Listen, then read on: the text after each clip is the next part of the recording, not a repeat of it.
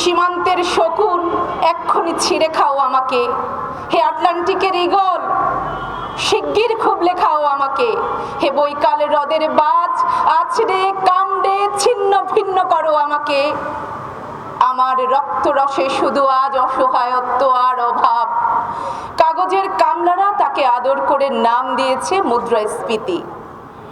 ঋণের চাপে নীল হয়ে যাচ্ছে আমার অনুচক্রিকা, সংসার চালাতে অন্তরে হয় ইন্টারনাল ব্লিডিং। কি আশ্চর্য, তবুও আমি মরছি না। ওইদিকে দোজখের ভয়ে আত্মহত্যা করবার সাহসটুকু পাচ্ছি না। খোদাকে বললাম আমি মরতে চাই। তিনি বললেন, বেঁচে আছো কে বলল?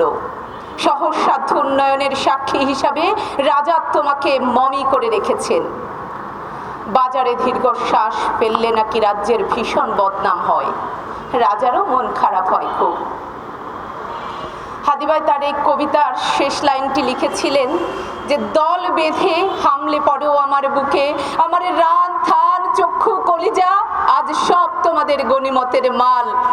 দেশি শুয়োর খুবলে খাওয়ার আগেই আমার ইচ্ছে মতো ছিঁড়ে খাও তোমরা, কিন্তু দোহাই তোমার মস্তিষ্কটা খেও না, তাহলে শীঘ্রই দাস হয়ে যাবে তোমরা। খুনিরা হাদি ভাইয়ের দাস হয়ে গিয়েছে, কারণ তারা গুলিটা করেছিল হাদি ভাইয়ের মাথায়।